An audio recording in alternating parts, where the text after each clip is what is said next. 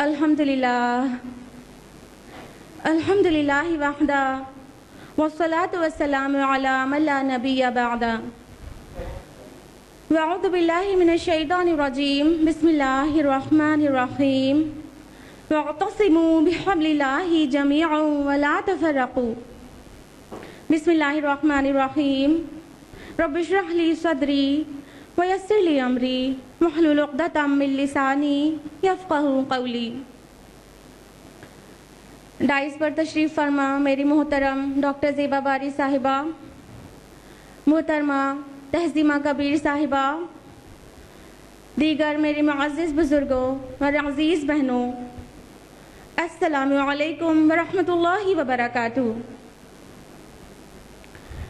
जैसा कि आपको मालूम है, मेरी आज की इस गुफ्तगू का मौजू है इत्तेहाद उम्मत। लफ्ज़ इत्तेहाद अरबिक के रूट वर्ड वहदा से आया है, जिसका माना होता है जमा करना, एक कर देना, मिला देना, to unite, to consolidate, to unify.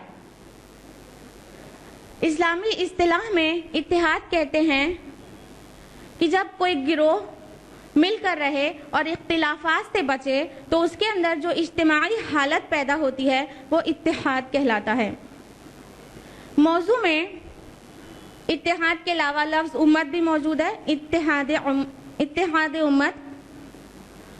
उम्मत लफ्ज़ अरबिक के रूट वर्ड उम्मुन से बना है। उम्मुन का माना होता है माँ। जिस तरह बच्चों की माँ एक होती है, उसी तरह किसी भी ग्रुप ऑफ द पीपल जिनका मकसद एक हो उसको उम्मत कहा जाता है। इस्लामी इस्तिलाह में उम्मत कहते हैं ऐसे ग्रुप को जिसके पास नबी की तालीमात पहुंची हो और वो उस पर ईमान ले आए और उसकी तालीमात पर अमल करे, तो वो ग्रुप उम्मत कहलाता है। आज उम्मत मोहम्मद सल्लल्लाहु अलैहि वसल्लम को इत्तेहाद की सख्त ज़रूरत है, इसीलिए आज का मौजू है इत्तेहाद उम्मत। जब इंसान ने तमद्दुन का नाम भी ना जाना था, तारीख के इतने डार्क एरा में भी, इतने पीछे के दौर में भी इंसान इज्तिमाइयत में ख़ानदान की शक्ल में रहना पसंद करता था। धीरे धीरे जैसे जैसे वो तमद्दुन निखरता गया और वसी तर इज्तिमाइयत के हालात बनते गए, तो ये ख़ानदानी इकाइयाँ क़बायली वहदतों में बदलती गईं और फिर ये क़बायली वहदतें आलमी इज्तिमाई इदारे बल्कि बैनुल इंसानी इदारे में तहलील हो जाने के लिए तैयार हो रही है। कहने का मतलब ये कि इंसान हमेशा एक दूसरे के साथ रहना पसंद करता है। वो क्या ताकत है, वो क्या वजह है, वो क्या सबब है जिसकी वजह से इंसान इज्तिमाइयत पसंद करता है, साथ रहना पसंद करता है। कोई ना कोई फैक्टर्स ज़रूर हैं जिसकी वजह से इंसान एक दूसरे के साथ मुत्तहिद रहना पसंद करता है। अगर हम अपने अंदर की दुनिया का जायज़ा लें तो वो दो अवामिल हैं, दो फैक्टर्स हैं, बहुत स्ट्रॉन्ग फैक्टर्स जो इंसान को अलग अलग रहने से रोकते हैं। उसमें सबसे पहली बात यह है कि हम जिनसी कशिश है। इंसान अपने जैसे दूसरे इंसानों के लिए कशिश रखता है, उसकी मग़ियत, उसका साथ उसे फरहत बख्शती है और बहुत तवील और मुसलसल तन्हाई उसे परेशान करती है और गम में मुब्तला कर देती है। तो एक उनसियत होती है इंसान और इंसान के दरमियान, इसलिए वो साथ रहना पसंद करता है। दूसरी बात ये कि एक इंसान की जो ज़ाती सलाहियतें हैं वो हद दर्जा महदूद हैं और उसकी दुनियावी ज़रूरियात लामहदूद हैं, जिसकी वजह से आपस में एक दूसरे के मददगार बनना उसके लिए ज़रूरी है। बग़ैर डायरेक्टली या इनडायरेक्टली एक दूसरे की मदद किए हम जी नहीं सकते। तो ताउन का जो एहतियाज है, उस वजह से इंसान एक दूसरे के साथ रहना पसंद करता है। कहने का मतलब ये कि इज्तिमाइयत और इत्तेहाद इंसान की फितरत में शामिल है, فطرت کا تقاضا بھی ہے اور ضرورت بھی. اور اسلام دین فطرت ہے، یعنی اسلام کی جو ٹیچنگز ہیں، جو تعلیمات ہیں، وہ ہماری فطرت کے عین مطابق ہیں اور ہرگز اس کے مخالف نہیں. اللہ سبحانہ و تعالی فرماتے ہیں قرآن مجید میں سورہ الروم سورہ نمبر 30 آیت نمبر 30 میں فَأَقِمْ وَجْهَكَ لِلدِّينِ حَنِيفًا، اور اپنے رخ کو یکسو ہو کر سیدھا کر لیجئے اس دین کی طرف، فطرۃ اللہ التی فطر الناس جمیعا، اللہ کی اس فطرت کی طرف جس پر اس نے انسانوں کو پیدا کیا ہے. یعنی یہ اس بات کا واضح اعلان ہے کہ انسان کے اندر جو فطرت ہے اسی پر اسلامی تعلیمات بیسڈ ہیں. جو دین ہے وہ ہمارے فطرت کے تقاضوں کو پورا کرتا ہے، اور اسلام دین فطرت ہونے کی وجہ سے وہ وہی احکام دیتا ہے جو ہماری زندگی کا مقصد پورا کرنے کے لیے ضروری ہے. جن صلاحیتوں جن قوتوں کی ہمیں ضرورت ہے وہ ساری صلاحیتیں قوتیں اللہ تعالیٰ نے ہماری فطرت میں رکھ چھوڑی ہے، اور کوئی بھی ایسی چیز ایکسٹرا نہیں ڈال دی ہے جس کی ضرورت نہیں ہے. ایک مسلمان کا فرض منصبی ہے کہ وہ اللہ کے دین کی اقامت کرے، دین کو قائم کرے، دین کو قائم رکھے، معروف کا حکم دے، منکر سے روکے، اور اعلی کلمت اللہ کے لیے اپنی زندگی کو پوری طرح سے صرف کرے، اپنی صلاحیتوں کو لگائے، اپنے وقت کو لگائے. اور اس منصبی ذمہ داری کو پورا کرنے کے لیے اجتماعیت اور اتحاد ایک ناگزیر ضرورت ہے. بغیر متحد ہوئے ہم یہ کام کر ہی نہیں سکتے. اللہ کے رسول صلی اللہ علیہ وسلم کا تاکیدی حکم ہے جو کہ موجود ہے ترمذی جلد نمبر 2 کتاب الفتن صفحہ نمبر 411. اللہ کے رسول صلی اللہ علیہ وسلم فرماتے ہیں امرکم بخمس، میں تم کو 5 باتوں کا حکم دیتا ہوں. سب سے پہلی بات کیا؟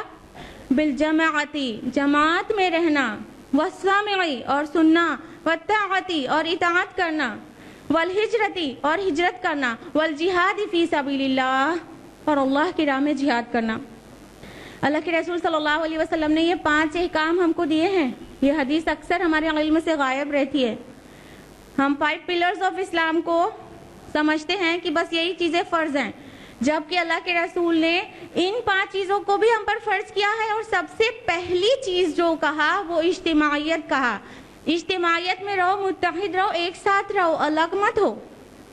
اور دوسرا اور تیسرا جو حکم ہے وہ سمع و طاعت کا ہے. یعنی ظاہر بات ہے کہ جب اجتماعیت میں رہے گا انسان تو اس کا کوئی امیر ہوگا، اور اس کی سننا اور ماننا بھی انسان کا فرض ہے، تبھی اجتماعیت کی مینٹین بھی ہو سکتی ہے. تو یوں اللہ کے رسول صلی اللہ علیہ وسلم نے یہ تاکیدی حکم ہمیں دیا ہے. اور آپ تمام انبیاء اور نبی صلی اللہ علیہ وسلم کی زندگی کو اگر اٹھا کر دیکھیں تو ان کی 2 بہت کڑی اور زبردست محنتیں ہمیں نظر آئیں گی. یوں تو نبوت کے بہت سارے فرائض ہیں، لیکن 2 بہت اہم جو محنتیں اور مشقتیں اٹھاتے ہوئے ہم انبیاء کو دیکھیں گے وہ کچھ یوں ہیں. ایک فرد کی شخصیت سازی کرنا، ان کا تزکیہ کرنا، ان کی تربیت کرنا، جس کو رسول اللہ صلی اللہ علیہ وسلم نے مکی دور کو اگر اٹھا کر دیکھیں تو اس کا بہترین مثال ہے کہ کس طرح اللہ کے رسول نے ایک فرد کا تزکیہ کیا، ان کی شخصیت سازی کیا، اور کس طرح وہ حیوانیت سے اٹھ کر انسانیت کی عظیم الشان جگہوں پر فائز ہو گئے صحابہ کرام رضی اللہ عنہم اجمعین. اور دوسری محنت جو نبی کی ہوتی ہے وہ یہ کہ ملت کی تشکیل کرنا، ان کی تربیت اور تزکیہ کرنا. اور اس کا بہترین اگزامپل ہے رسول اللہ صلی اللہ علیہ وسلم کا مدنی پیریڈ، جب آپ صلی اللہ علیہ وسلم نے انصار اور مہاجرین کے بیچ بہترین بھائی چارہ قائم کیا تھا، جو نہ پہلے کبھی نظر آیا تھا ہسٹری میں، نہ اب تک کبھی دکھائے اور آئندہ بھی نہیں دکھ سکتا. اس کام میں رسول اللہ صلی اللہ علیہ وسلم نے بہت ہی مشقتیں اٹھائی ہیں ملت ملت کی تشکیل کرنے میں، لوگوں کو امت بنانے میں، انہیں یونائٹ کرنے میں، انہیں جوڑنے میں۔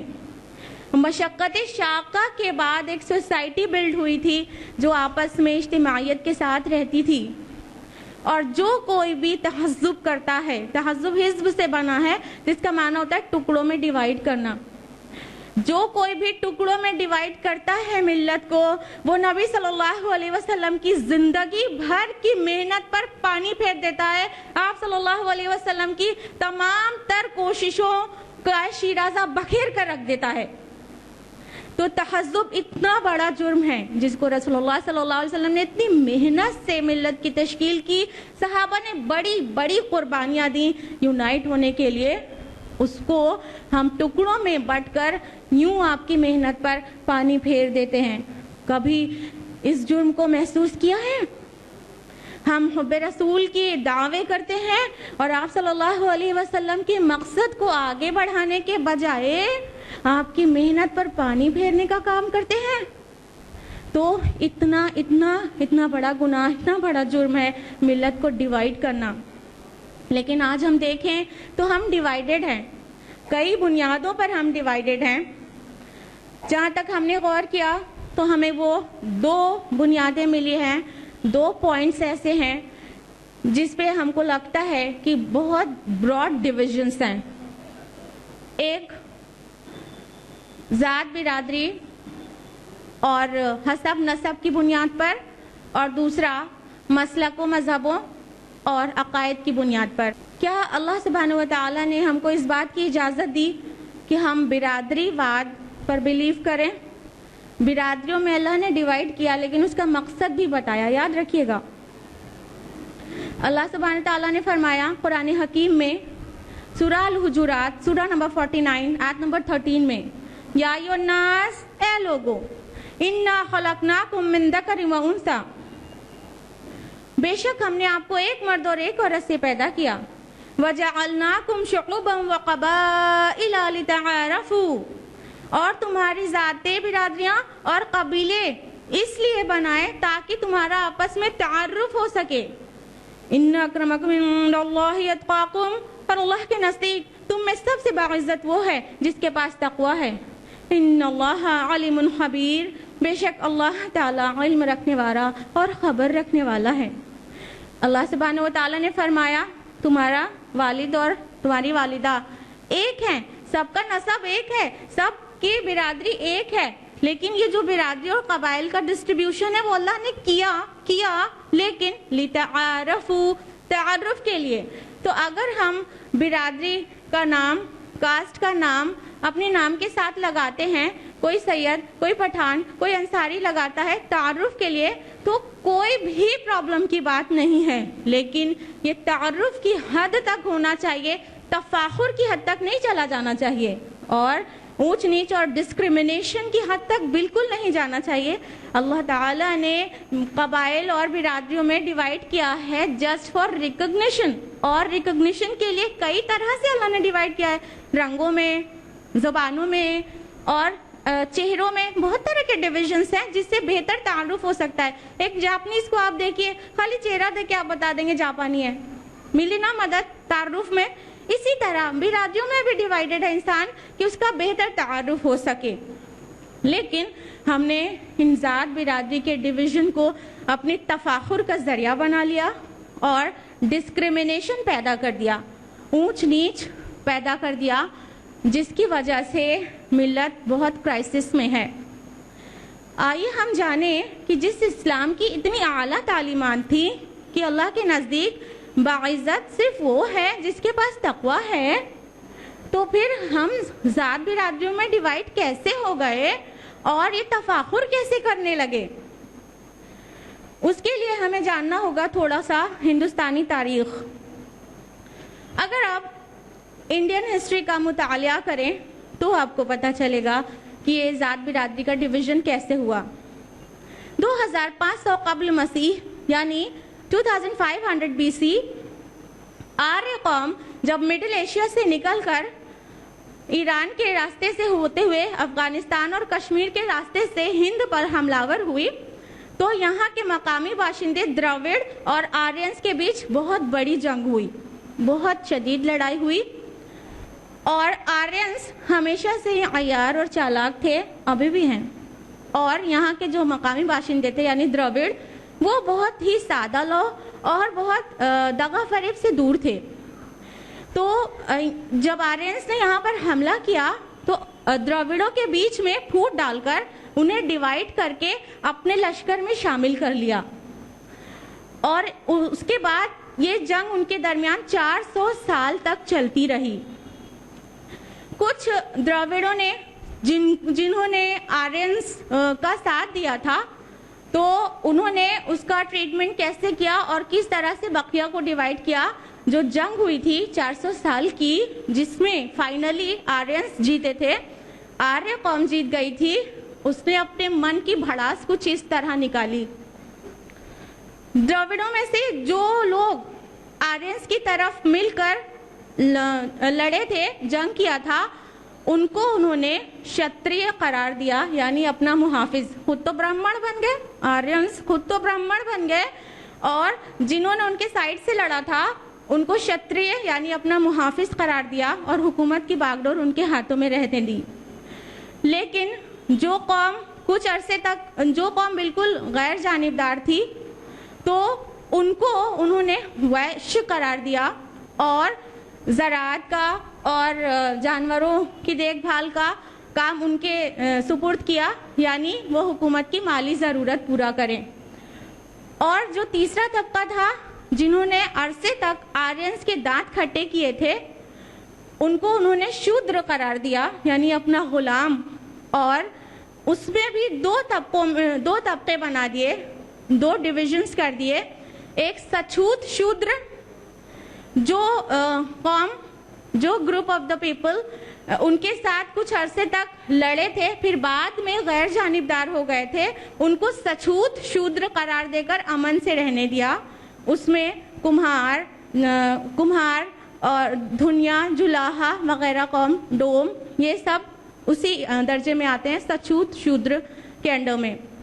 लेकिन जिस द्रविड़ कौम के जो लोगों ने उनके साथ सालों से, सदियों से जंग की और पूरी बहादुरी के साथ लड़े, उनको उन्होंने अछूत शूद्र करार दिया, यानी जो छूने के लायक ना हो। और उनको इस बुरी तरह से कुचला कि हजारों साल तक वो अपना सर न उठा सकें। उनके ज़िम्मे मैला ढोने और सुअर और गधे चराने का काम सौंप दिया, और जिसको वो अब भी कर रहे हैं। तो चमार, पशाद, ये सब जो कौम है, ये सब जो कास्ट हैं, वो अछूत शूद्र में आते हैं, चंडाल। तो इस तरह से आर्यंस ने एक कॉन्स्पिरेसी के तहत यहाँ के जो लोकल आवाम थी, उनको 4 कास्ट में डिवाइड कर दिया। लेकिन द्रविड़ इतने सादा लोग थे कि वो धीरे धीरे अपनी वजाहत, अपनी शान और शौकत सब कुछ भुला बैठे, यहाँ तक कि अपना तहजीब और तमद्दुन भी भुला बैठे, और इन ब्राह्मणों के गुलाम बनकर हिंदू मजहब में जम होकर रह गए। इस तरह से हिंदू धर्म में 4 कास्ट तैयार हो गई, और ये जो कास्ट थी वो कुछ इस तरह से हो गई कि उनके माइंड मेकअप हो गया इस बात के लिए कि ब्राह्मण जो हैं वो सबसे ऊंची जात के हैं, और बाकिया जो 3 कास्ट थी, वैश्य, शूद्र और क्षत्रिय, ये क्षत्रिय, वैश्य और शूद्र, ये तीनों अपनी फलाह और नजात इस बात में समझते थे कि जब तक ब्राह्मण का आशीर्वाद नहीं होगा तब तक उनकी नजात नहीं होगी। और मुगल पीरियड तक ये तीनों कास्ट ब्राह्मणों के पैर धो धो कर पीते थे अपनी नजात के लिए। ना सिर्फ मुगल पीरियड तक, बल्कि अभी भी साइंस और टेक्नोलॉजी के एरा में आपको जानकर हैरानी होगी कि हिंदुस्तान के जो पहले सदर हैं, डॉक्टर राजेंद्र प्रसाद, जो कि कायस्थ जात के थे, जब वो सदर बने तो हलफ बर्दारी के बाद वो अपनी बीवी को लेकर बनारस जाते हैं, और वहाँ पर 1000 ब्राह्मणों का अंगूठा धोकर उस पानी को अपने ऊपर और अपनी बीवी के ऊपर छिड़कते हैं, اور اسے پیتے بھی ہیں نجات حاصل کرنے کے لیے, اپنے کو پاک کرنے کے لیے. جب تمام اخبارات نے ان پر تنقید کی تو ان کا جواب تھا کہ آج وہ صدر بنے ہیں تو برہمنوں کے آشیرواد پر بنے ہیں اور ملک کی آزادی میں ان کی کوئی قربانی نہ تھی.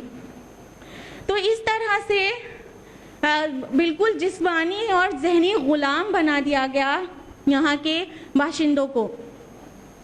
نہ صرف جسمانی بلکہ ذہنی غلام بنانے کے لیے کچھ ایسے قوانین بنا دیے گئے تاکہ ہمیشہ کے لیے ان کا دماغ ایسا ہو جائے کہ وہ نیچے ہے اور برہمن اونچا ہے.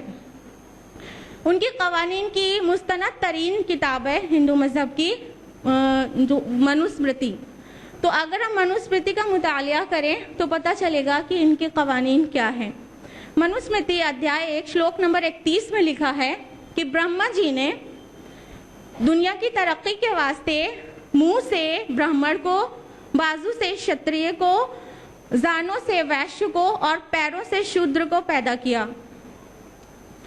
اور اس کے علاوہ منوسمرتی ادھیائے 1 شلوک نمبر 88 میں برہمنوں کا کام ہے وید پڑھنا اور پڑھانا, یجఞ کرنا اور یجঞ کرانا, دان لینا اور دان دینا. بس یہ 6 کرم برہمن کے لیے ہے. منوسمرتی ادھیائے 1 شلوک نمبر 89 میں شتریہ کا اور منوسمرتی ادھیائے شلوک نمبر 90 میں ویشیہ کا کام بتایا گیا جو ہم آپ کو پیچھے بتا چکے. اور شودروں کا جو کام درج ہے منوسمرتی ادھیائے 1 شلوک نمبر 91 میں وہ یہ ہے کہ پربھو نے شودروں کے لیے صرف ایک ہی کام رکھا, وہ یہ کہ سچے دل سے تینوں ورنوں کی خدمت کرنا, ان کی سیوا کرنا, یہ شودروں کا کام ہے. صرف اتنا ہی نہیں بلکہ منوسمرتی ادھیائے 2 شلوک نمبر 31 میں درج ہے کہ برہمن کے نام کے ساتھ لفظ منگل لگا ہونا چاہیے, شامل ہونا چاہیے. منگل مانا خوشی. اور شتریہ کے نام کے ساتھ لفظ طاقت لگا ہونا چاہیے, بل, طاقت لگا ہونا چاہیے.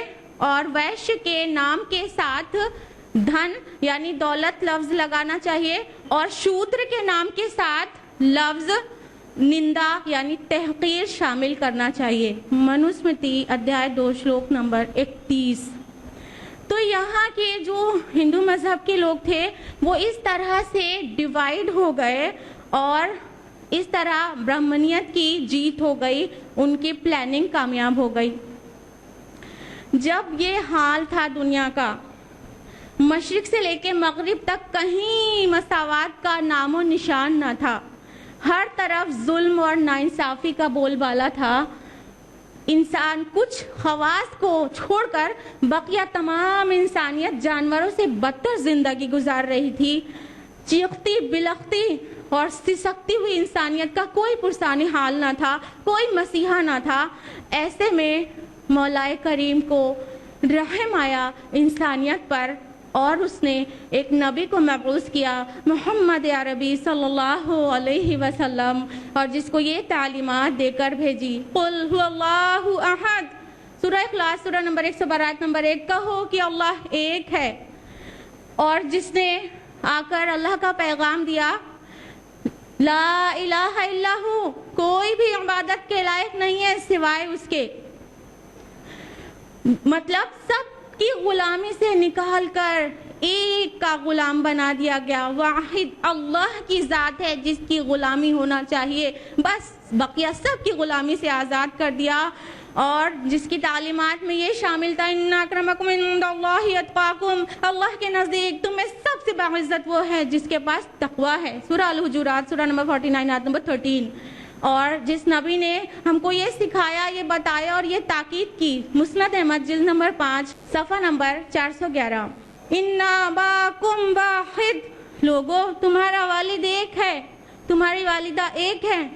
ان اباکم واحد الا لفضل علی عربین علی عجمی, کسی بھی عربی کو کسی بھی عجمی پر کوئی فضیلت حاصل نہیں.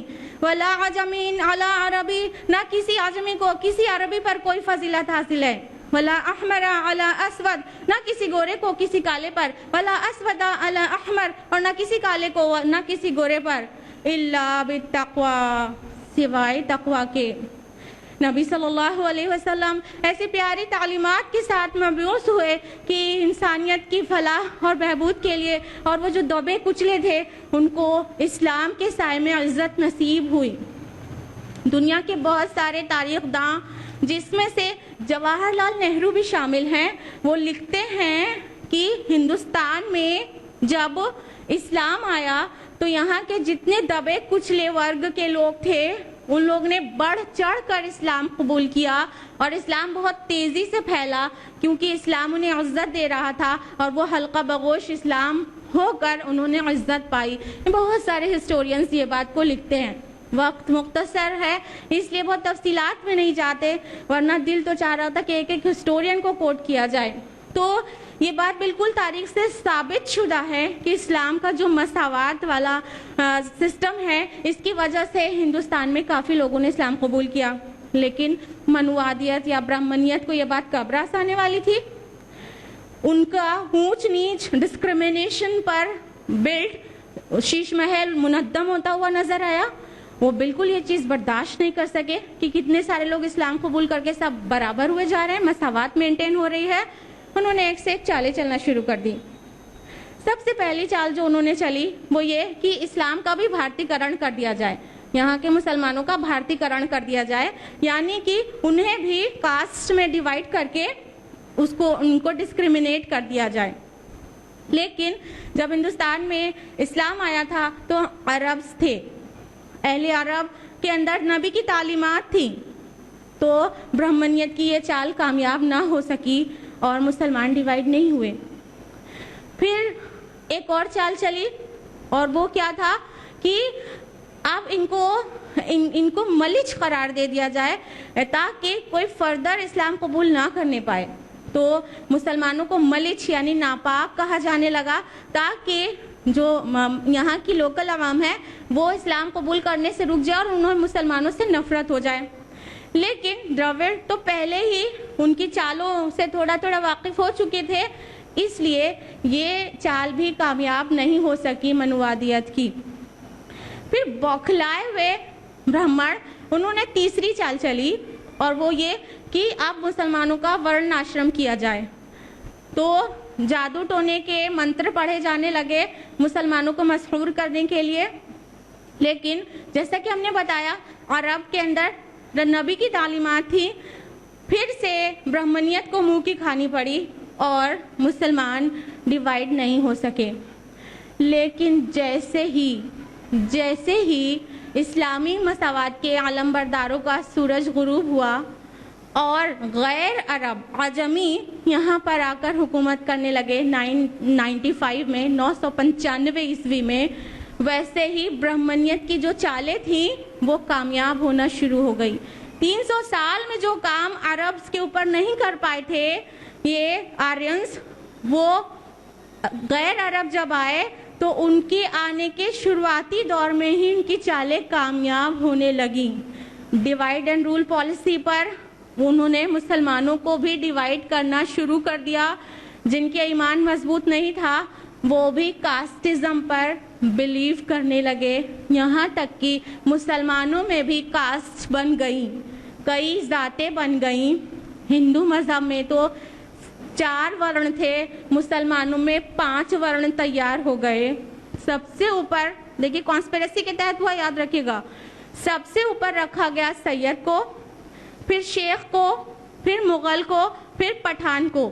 یہ 4 ذاتیں جو تھیں وہ ان کا ذکر شریف اقوام میں ہونے لگا کہ یہ 4 کاسٹ شریف لوگ ہیں، اور جو لوگ صنعت و حرفت اور تجارت کے کام میں مشغول تھے الٹیمیٹلی وہ 5واں ورن 5th کاسٹ بن گئے، یعنی کہ جلاحہ، نائی، قصائی، اس طرح سے باقی جتنی بھی کاسٹ تھیں ان کے پیشے کے نام سے وہ 5واں ورن 5th کاسٹ بن کر تیار ہو گئی اور ان کو نچلی ذات کہا جانے لگا۔ تو اس طرح سے ایک کانسپیریسی کے تحت، ایک جانی سمجھی چال کے تحت مسلمانوں کو ڈیوائیڈ کیا گیا ہے۔ मुगल पीरियड तक आते आते वो अपने बहुत अरूज पर पहुंच चुका था, बल्कि 13th सेंचुरी में भी ये डिवीजन और डिस्क्रिमिनेशन बहुत अपनी अरूज पर था। 13th सेंचुरी की बात हम आपको बताएंगे कि सुल्तान शमसुद्दीन इल्तुतमिश और गयासुद्दीन बलबन के दौर में किसी भी लोअर कास्ट, माअज़ल्लाह लोअर कास्ट उनके अल्फाज में, किसी भी लोअर कास्ट मुस्लिम को किसी भी अच्छी पोस्ट पर नहीं रखा जाता था। यहाँ तक कि तारीख फिरोज शाही में दर्ज है, यहाँ तक कि बलबन इस बात से इतना नाराज होता था कि किसी भी लोअर कास्ट मुस्लिम को किसी अच्छी पोस्ट के लिए कभी भी नॉमिनेट भी किया जाए, अगर किसी भी उनके हिसाब से लोअर कास्ट मुस्लिम को जुलाहा, नाई, कसाई वगैरह लोअर कास्ट मुस्लिम को अगर किसी अच्छी पोस्ट के लिए कोई नॉमिनेट कर देता तो वो इतना गजबनाक होता बलबन कि कहता कि अगर आज के बाद किसी ने ये काम किया, किसी निचले दर्जे के मुसलमान को नॉमिनेट किया अच्छी पोस्ट के लिए, तो उसको ऐसी इबरतनाक सजा दूंगा जो कभी किसी को नहीं दिया। यानी 13th सेंचुरी तक पहुंचते पहुंचते इस्लाम में कास्टिज्म बिल्कुल जड़ पकड़ चुका था, और अफसोस के साथ वो आज भी जड़ पकड़े हुए है। इस अवेयरनेस के दौर में भी, अवेयरनेस इन द सेंस की कास्टिज्म की कोई बुनियाद नहीं है। अब हम साइंस टेक्नोलॉजी के एरा में जी रहे हैं, अब हम हर चीज़ से अवेयर रहना पसंद करते हैं। कुरान मजीद की वही तालीमात आज भी हमारे पास है जो 1400 साल पहले अरबों के पास थी। आपने कभी अहले अरब में सुना है, कभी भी अहले अरब के बारे में सुना है कि वो इन कास्ट में डिवाइडेड थे? वहाँ कोई सैयद था, कोई पठान था, तो कोई कुरैशी था, कभी सुना है? नहीं सुना होगा ना। ये हिंदुस्तानी कल्चर की देन है, बल्कि इंडियन कॉन्स्पिरेसी की देन है। आर्यंस की एक जानी समझी चाल के तहत मुसलमानों को कास्ट में डिवाइड किया गया। घिनाई सुनकर, अगर किसी के जहन में कास्टिज्म है, अगर बिरादरीवाद किसी के जहन में है, तो घिनाई सुनकर कि ये कहाँ से आया है और हम किसको हक समझते हैं। आज हमारा क्या हाल है कि हम अपनी बेटी का निकाह नहीं करते हैं ना दूसरी कास्ट में, जबकि वो कलमा गो होता है, मुत्तकी परहेजगार भी होता है, बट क्या है कि कह देते हैं हाँ, पहले तो कहते हैं दीनदार लड़की चाहिए, दीनदार लड़की चाहिए। जब दीनदार लड़की बताओ तो कहते हैं असल में हमको सैयद सिद्दीकी में चाहिए था, पठान तक चलेगा, उसके नीचे नहीं चलेगा। क्या कोई सीढ़ी है, कोई सीढ़ी है कि उसके नीचे नहीं चलेगा?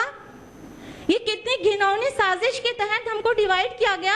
कुरान हकीम आज भी हमारे पास मौजूद है, उसकी तालीमात आज भी मौजूद है, उसके बाद ये दिमाग से गंदगी जाती क्यों नहीं है? क्यों नहीं निकल जाती है गंदगी दिमाग से कि कास्टिज्म कोई चीज होती है? अल्लाह ताला ने डिवाइड किया कास्ट में, अल्लाह ताला ने इंसानों को बिरादरियों में डिवाइड किया, बट फॉर रिकॉग्निशन ना, डिस्क्रिमिनेशन के लिए तो नहीं, पहचान के लिए ना। हमने ये पहचान के बजाय उसको तफाखुर का, बल्कि अपने आप को ऊंचा होने का जरिया बना लिया। अल्लाह के रसूल सल्लल्लाहु अलैहि वसल्लम के कितने ही निकाह दूसरे कबाइल में हुए कि नहीं हुए?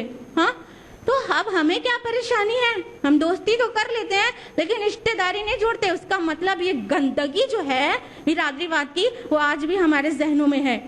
अब हमें और आपको मिलकर इस बुराई को समाज से उखाड़ फेंकना है। बगैर कास्टिज्म की बुराई को निकले हुए हम मुत्तहिद कैसे हो सकते हैं? एक उम्मत की हैसियत से कैसे खड़े हो सकते हैं?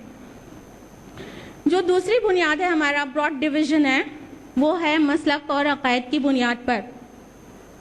मसलक और अकायद की बुनियाद पर भी हम बहुत ही अफसोसनाक अंदाज में डिवाइडेड हैं।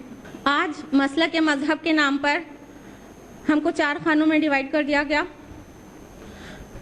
हनफी, शाफई, हम्बली और मालकी। इस तरह हम मसलकों के नाम पर डिवाइड हो गए और एक दूसरे से बुग़्ज़ व अनाद रखने लगे। हर इंसान अपने को ऊंचा, दूसरे को कमतर समझने लगा। क्या अल्लाह ताला इस बात की इजाज़त देता है कि हम टुकड़ों में डिवाइड हो जाएं? अल्लाह सुब्हानहू व तआला ने बहुत गज़बनाक अंदाज में फरमाया है, सूरा अल-अनाम सूरह नंबर 6 आयत नंबर 159 में अभी क़िरात और तर्जुमा भी आपने समाअत फरमाया कि जिन लोगों ने दीन को टुकड़े टुकड़े कर दिया और गिरोह दर गिरोह हो गए, ए नबी सल्लल्लाहु अलैहि वसल्लम आपको उनसे कोई ताल्लुक नहीं, उनका मामला अल्लाह के सुपुर्द है और अल्लाह ताला उन्हें देख लेगा। तो अल्लाह ताला बिल्कुल नाराज़ है इस बात से कि हम डिवाइड हो, चाहे किसी भी बुनियाद पे, लेकिन अल्लाह ताला इस बात से बहुत ज़्यादा नाराज़ है, गज़बनाक है कि हम डिवाइड हो जाएं, अलग अलग हो जाएं, अपनी ताकत को बखेर कर रख दें। तो हम मसलकों के नाम पर जो डिवाइड हो गए हैं स्कॉलर्स के नाम पर, और उसमें तफाकुर बहुत आ गया है। कई मसलक वाले समझते हैं कि हम सबसे बेहतर हैं और दूसरा नीचा है। मुक़ल्लिद गैर मुक़ल्लिद को एब्यूजिंग अंदाज में मुक़ल्लिद कहता है, गैर मुक़ल्लिद कहता है, और गैर मुक़ल्लिद मुक़ल्लिद को एब्यूजिंग अंदाज में मुक़ल्लिद कहता है। यानी मुक़ल्लिद गैर मुक़ल्लिद एक गाली हो गई। अपने अपने मसलक को फॉलो करना तफाखुर का ज़रिया हो गया, बेहतरी का ज़रिया हो गया, जबकि कुरान हकीम हमारे पास है। ये बीमारी तो साबिक़ा उम्मतों में थी, जो कि मेंशन्ड है कुरान मजीद में सूरह बकरा सूरह नंबर 2 आयत नंबर 113 में। वक़ालतुल यहूदु लैसतिन नसारा अला शै, यहूद कहते हैं कि नसारा किसी हक पर नहीं। वक़ालतिन नसारा लैसतिल यहूदु अला शै, और नसारा कहते हैं यहूद हक पर नहीं, यहूद किसी चीज़ पर नहीं। वहुम यतलूनल किताब, और वो किताब पढ़ते हैं, किताबुल्लाह पढ़ते हैं। आज हमारा भी तो यही हाल है ना, हम अल्लाह की किताब, उनसे भी बेहतर किताब यहूद और नसारा को मिली थी, उससे बेहतर किताब कुरान हकीम पढ़ते हैं, और उसके बावजूद भी एक दूसरे पर कुफ्र के फतवे ठोकते रहते हैं कि इनके मसलब की कोई हकीकत नहीं, इनके प्रैक्टिस की कोई हकीकत नहीं, ये हक पर नहीं, हम हक पर हैं। हम भी तो यही सब करते रहते हैं। मसलकी इंतशार का हाल ये है कि मस्जिदों पे टैग लग गया है, ये हनफी की मस्जिद है, ये शाफई की मस्जिद है। यहाँ तक कि इंग्लैंड की एक मस्जिद में ताला इसलिए लग गया कि दो मसलकों के दरमियान इंतशार हो गया था। क्या नताइज आ रहे हैं हमारे ये मसलकी इंतशार के, क्या नताइज आ रहे हैं? तो हम अपने स्कॉलर्स जिनको फॉलो कर रहे हैं उनको जानते नहीं, उन्हें समझते नहीं, उनका अमल नहीं देखते। ज़रा सुनिए इमाम शाफी रहमतुल्लाह अलैह का अमल। इमाम शाफी रहमतुल्लाह अलैह कूफा जाते हैं, जहाँ पर इमाम अबू हनीफा रहमतुल्लाह अलैह मदफून है। वहाँ जाकर वो अपने मसलक पर अमल नहीं करते, यानी रफ़ैदैन नहीं करते, आमीन बिल जहर नहीं कहते। तो उनके शागिर्द कहते हैं कि अजीब बात है, सारी उम्र जिसकी दलाइल देते रहे, आज वो मसलक छोड़कर दूसरे मसलक पे अमल कर रहे हैं। तो इमाम शाफी रहमतुल्लाह अलैह फरमाते हैं, मुझे शर्म आती है कि मैं साहिबे कब्र के मसलक के खिलाफ अमल करूं। सुभान अल्लाह, कितनी इज्जत थी उनमें आपस में। इमाम शाफी को इमाम अबू हनीफा की इतना एहतराम था कि उनके शहर में जाकर उनके मसलक पे अमल करने लगते हैं। सुभान अल्लाह। ये मसलक की जो हकीकत है वो क्या है कि वो एक थॉट है, वो फ़िक़्ह है, वो थॉट है जिसको अपने अपने ढंग से इन 4 स्कॉलर्स ने एक्सप्लेन किया है। और तमाम अइमा इस बात पर मुत्तफ़क़ हैं कि तबलीग दीन की होगी, मसलक की नहीं। याद रखिएगा, ये तमाम अइमा दीन की तबलीग चाहते हैं, मसलकों की तबलीग कभी नहीं चाहते। और हम किसी भी मसलक के इमाम को फॉलो करें तो इत्तेहाद कैसे कायम होगा? हम तो कई खानों में बढ़ जाएंगे। हनफी, शाफई, मालिकी, हम्बली, मुक़ल्लिद, गैर मुक़ल्लिद और मोहम्मद बिन अब्दुल वहाब को फॉलो करने वाले सब अलग अलग सल्फी अहले हदीस, न जाने कितने फिरकों में हम बढ़ जाएंगे। इत्तेहाद कैसे कायम होगा? इत्तेहाद तभी कायम हो सकता है जब हम इमामुल अइमा बल्कि इमामुल अंबिया मोहम्मद रसूलुल्लाह सल्लल्लाहु अलैहि वसल्लम को फॉलो करें, क्योंकि ये तमाम अइमा अपने अपने फन के इमाम हैं और दीन का इमाम सिर्फ एक है और वो है मोहम्मद अरबी सल्लल्लाहु अलैहि वसल्लम। अल्लाह के रसूल सल्लल्लाहु अलैहि वसल्लम ने हमको इसी बात की ताकीद की। इमाम मालिक की मुवत्ता में दर्ज है प्यारे नबी की हदीस। अल्लाह के रसूल फरमाते हैं, मैं तुम्हारे दरमियान 2 चीज़ें छोड़े जा रहा हूँ, اگر تم اسے مضبوطی سے تھامے رہو گے تو کبھی گمراہ نہیں ہوگے. ایک کتاب اللہ کی کتاب اور دوسری اس کے رسول کی سنت. پیارے نبی یہ دو چیز ہم کو پکڑا کر گئے کہ اگر اس پہ مستعدی سے عمل کرو گے تو کبھی بھی گمراہ نہیں ہوگے. تو ہم کو فالو کرنے کی ضرورت ہے امام الانبیاء محمد صلی اللہ علیہ وسلم کو. جو اسلاف کا ہم نام لیتے ہیں ذرا ان میں اور نبی کے پیروی میں کا ڈفرنس سمجھ لیں اس ایگزامپل سے. امام ابو حنیفہ رحمۃ اللہ علیہ اپنے شاگرد امام ابو یوسف سے کہتے ہیں اے یعقوب میری ہر بات نہ لکھا کر. جو میں آج کہتا ہوں کل اپنی رائے بدل دیتا ہوں اور پرسوں کل کے خلاف کہتا ہوں, تو میری ہر بات مت لکھا کر. اور امام الانبیاء محمد صلی اللہ علیہ وسلم اپنے شاگرد عبداللہ کو دیکھتے ہیں کہ وہ آج لکھ نہیں رہے, فرمان رسالت لکھا نہیں جا رہا. پوچھا کہ واللہ آج تو لکھ کیوں نہیں رہا؟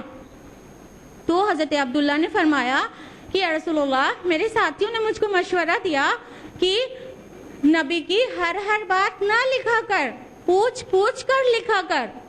نبی صلی اللہ علیہ وسلم کبھی غصے میں ہوتے ہیں, کبھی پیار میں, کبھی گھر, کبھی باہر. اللہ کے رسول صلی اللہ علیہ وسلم نے فرمایا اللہ کی قسم لکھ, اللہ کی قسم لکھ, محمد کے ہونٹوں سے حق کے سوا کچھ جاری نہیں ہوتا صلی اللہ علیہ وسلم. یعنی کسی کی عقل یعنی کسی کا قول حرف آخر نہیں ہوتا سوائے نبی صلی اللہ علیہ وسلم کے. تو ہمارا امام پیارے نبی ہونا چاہیے, تو ان کی سوچ, ان کا کلام ہی حرف آخر ہے. کسی غیر نبی کا کلام یا سوچ حرف آخر نہیں ہو سکتا. اور ان 4 اسکالرز کی یہ بات کو فالو کرنا نہ بھولیں. کون سی بات؟ امام مالک رحمۃ اللہ علیہ کہتے ہیں کہ میں ایک انسان ہوں اور مجھ سے غلطی ہو سکتی ہے, تو جب بھی میری کوئی بات قرآن اور سنت سے ٹکرائے اسے ٹھوکر مار دینا اور کتاب اللہ اور سنت رسول اللہ کو فالو کرنا. اور دنیا میں کوئی انسان نہیں ہے جس کی ایک بھی بات غلط نہ ہو سوائے اس ذات کے, پیاری ذات کے جو اس قبر میں سو رہی ہے. اور رسول اللہ کے روضہ مبارک کی طرف آپ نے اشارہ کیا. امام احمد ابن حنبل رحمۃ اللہ علیہ فرماتے ہیں کہ دیکھو خبردار ہماری تقلید مت کرنا, دین وہاں سے لینا جہاں سے ہم نے لیا ہے.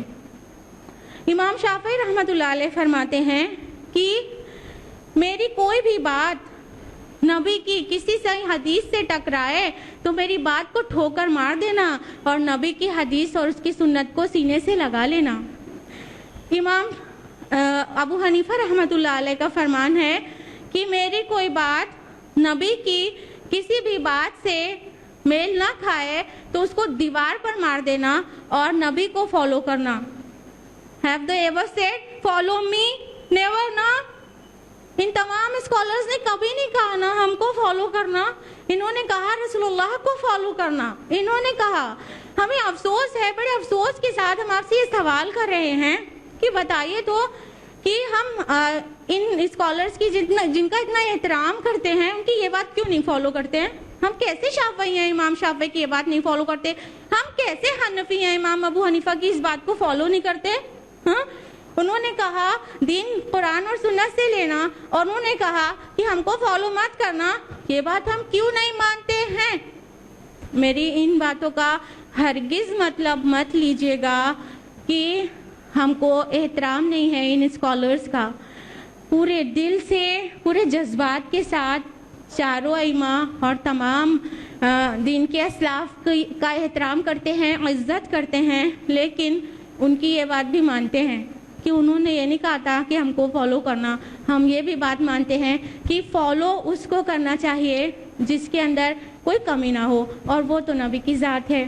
تو اس طرح سے ہم مسلکوں میں جو ڈیوائیڈڈ ہیں وہ اگر اپنے اسلاف کی پوری بات مانیں, ان کو جانیں, ہم کو جاننے کی ضرورت ہے. اگر ہم ان کو جانیں تو انشاءاللہ اختلافات نہیں ہوا کریں گے. اختلافات سے میری مراد یہ نہیں ہے کہ ڈفرینس آف اوپینین ہی نہیں ہوگی, ڈفرینس آف اوپینین رہے گی, اختلافات ہوں گے، تفرقہ نہیں ڈالنا چاہیے. چھوٹی چھوٹی اختلافات تو بالکل جائز ہیں. اب تمام مسلکوں میں جو ڈفرینسز ہیں وہ چھوٹے ہی تو ہیں. کوئی آمین بالجہر کہتا ہے صلاح میں، کوئی آہستہ سے آمین کہتا ہے، کوئی رفع دین کرتا ہے، کوئی نہیں کرتا ہے، کوئی چھوٹی چھوٹی چیزیں ہی تو کرتے ہیں نا. چھوٹی اختلافات جو ہیں وہ بہت کم ہے، بہت مائنر ہے. دین کل کا کل وہی ہے، اس لیے ہم کو کنفیوز ہونے کی ضرورت نہیں ہے. اور اختلافات ہوں گے، ہو کر رہیں گے. اتحاد اور اتفاق کا یہ مطلب قطعی نہیں ہوتا کہ اختلافات ہونا بند ہو جائے، لیکن جب ایک دماغ سے دوسرا دماغ ہوا تو سوچ بدلے گی نا. اختلافات ہوں گے تو ان اختلافات کو کیسے ٹیکل کرنا چاہیے اس پر بھی قرآن مجید نے رہنمائی کی ہے. ذرا اٹھا کر پڑھیے سورہ نساء سورہ نمبر 4 آیت نمبر 59. یا ایھا الذین آمنوا، اے لوگو جو ایمان لائے ہو، اطیعوا اللہ واطیعوا الرسول، اطاعت کرو اللہ کی اور اس کے رسول کی. واولی الامر منکم، اور تم میں سے صاحب امر لوگوں کی. فَإِن تَنَازَعْتُمْ فِي شَيْءٍ، اور اگر اختلاف کرو کسی شے میں، کسی چیز میں اختلاف ہو جائے، فَرُدُّوهُ إِلَى اللَّهِ وَالرَّسُولِ، تو پلٹ جاؤ، مڑ جاؤ اللہ کی طرف اور اس کے رسول کی طرف. اللہ تعالیٰ نے فرمایا کہ اللہ اور رسول کی مکمل اطاعت کرو، اور اس میں سے حکام کی بھی، صاحب امر لوگوں کی بھی اطاعت کرو. لیکن جیسے ہی کوئی اور اللہ رسول کے علاوہ کوئی اور آیا تو اختلافات کی گنجائش شروع ہو گئی. ہاں، تو جو امیر ہے جماعت کا اس کو تو فالو کرنا ہی پڑے گا، لیکن جب بھی کسی چیز میں اختلاف ہو جائے فوراً پلٹو کتاب اللہ اور سنت رسول اللہ کی طرف. یہ قرآن مجید کی رہنمائی ہے، اور صحابہ اسی پر عمل کرتے تھے. اسی پر عمل کرنے کی وجہ سے جن تلواروں سے خون ٹپکتا تھا وہ میان میں چلی گئیں، بھائی بھائی بن گئے. کتاب اور سنت جب بھی پیش کرتی ایک ہو جاتے. اختلافات ہوتے تھے لیکن بڑی آسانی سے قرآن سے اور حدیث سے غائب ہو جاتے تھے اختلافات. اس کی مثال پیش کرنا چاہیں گے. وفات نبوی صلی اللہ علیہ وسلم کے وقت حضرت عمر اور حضرت ابو بکر رضی اللہ عنہما میں اختلاف ہو گیا. عمر کہہ رہے ہیں رضی اللہ عنہ کہ رسول اللہ کی وفات نہیں ہوئی، اور کسی نے کہا کہ رسول اللہ فوت ہو گئے تو اس کا سر قلم کر دوں گا. ابو بکر رضی اللہ عنہ کہہ رہے ہیں رسول اللہ کی وفات ہو گئی. اختلاف ہو گیا نا اختلاف. کیسے ہینڈل ہوا؟ حضرت ابوبکر رضی اللہ عنہ نے جیسے ہی قرآن کی آیت پیش کی عمر رضی اللہ عنہ کو، جو کہ موجود ہے سورہ آل عمران سورہ نمبر 3 آیت نمبر 144. وما محمد الا رسول، اور محمد سوائے رسول کے اور کیا ہیں؟ محمد تو ایک رسول ہیں، اور ان سے پہلے بھی بہت رسول گزر چکے. کیا اگر ان کا انتقال ہو گیا یا وہ شہید ہو گئے تو تم اسلام سے اپنی ایڑیوں کے بل پلٹ جاؤ گے؟ اور جو بھی اسلام سے منہ پھیرتا ہے، ایڑیوں کے بل پلٹتا ہے، وہ اللہ کا کچھ بھی نقصان نہیں کرتا. قرآن کی آیت کا پیش کیا جانا تھا کہ فاروق اعظم کے دل کا حال بدل گیا. انہوں نے فرمایا جیسے ہی ابو بکر کی یہ بات میرے کانوں میں گئی، میری ٹانگوں نے میرے جسم کا بوجھ اٹھانے سے انکار کر دیا، اور میں گھٹنے کے بل زمین پر گر پڑا، اور مجھے یقین ہو گیا کہ محمد صلی اللہ علیہ وسلم فوت ہو گئے. انا للہ و انا الیہ راجعون. قرآن پیش کیا گیا، اختلاف ختم. یہ صحابہ کا عمل تھا. اسی طرح حدیث پیش کی جاتی تو اختلاف غائب ہو جاتا. اس کی بھی ایک مثال پیش کریں گے. بھری پڑی ہے، ہزاروں مثالیں ہیں، بس وقت کی کمی کی وجہ سے ایک مثال. وفات نبوی کے بعد خلافت میں اختلاف ہو گیا. انصار نے کہا ہمارا امیر، ہمارا خلیفہ، اور مہاجرین نے کہا ہمارا خلیفہ ہوگا. اختلاف ہو گیا. اب کیا کیا جائے؟ حدیث نبوی پیش کی گئی جو کہ درج ہے صحیح مسلم جلد نمبر 5 کتاب الامارہ صفحہ نمبر 109. فرمان رسول صلی اللہ علیہ وسلم ہے کہ خلیفہ ہمیشہ قریش میں سے ہوگا، جب چاہے دنیا میں 2 ہی آدمی بچے. جیسے ہی حدیث پیش کی گئی رسول اللہ صلی اللہ علیہ وسلم کی، سارے انصار سرینڈر. اور حضرت ابو بکر جو کہ قریش سے بلانگ کر رہے تھے ان کو اپنا خلیفہ اپنا امیر تسلیم کر لیا.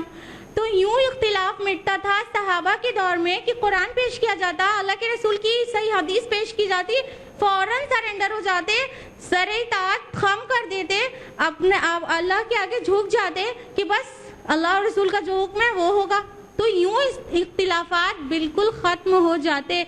اسی چیز کی کمی ہے ہمارے اندر, اسی چیز کی کمی ہے آج ہمارے اندر کہ ہم آپسی اختلافات قرآن و سنت سے ٹیکل نہیں کرتے, بلکہ جب قرآن کی کوئی آیت پیش کی جائے یا کوئی صحیح حدیث پیش کی جائے تو ہمارا جواب ہوتا ہے کیا, بات تو صحیح ہے, قرآن میں یہ آیت ہے, بات تو صحیح ہے کہ حدیث صحیح ہے, لیکن کیا ہے نا ہمارے مسلک سے ٹکراتی ہے, لیکن کیا ہے نا کہ ہمارے امام کا قول اس کے خلاف ہے.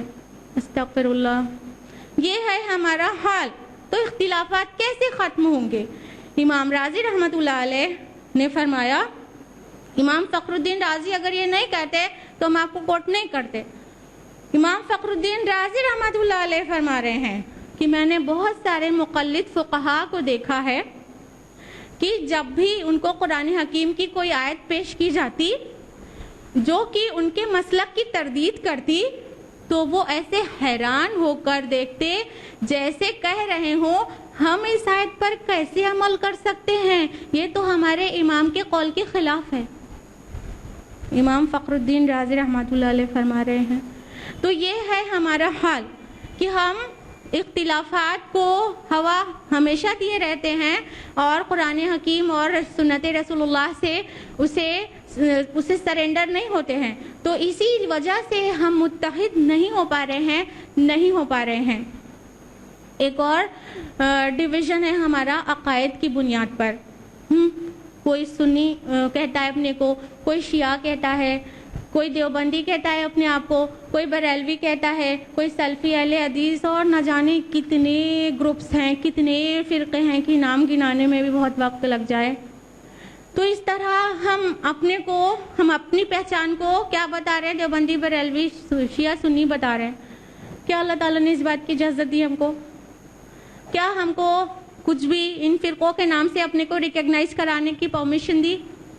بلکہ اللہ تعالیٰ نے تو ہم کو یہ کہا, درج ہے قرآن حکیم میں سورہ فصلت سورہ نمبر 41 آیت نمبر 33, وَمَنْ أَحْسَنُ قَوْلًا مِّمَّنْ دَعَا إِلَى اللَّهِ وَعَمِلَ صَالِحًا وَقَالَ إِنَّنِي مِنَ الْمُسْلِمِينَ. یہ اس سے اچھی بات والا کون جو اللہ کی طرف بلائے اور نیک عمل کرے اور کہے کہ یقیناً میں مسلمانوں میں سے ہوں.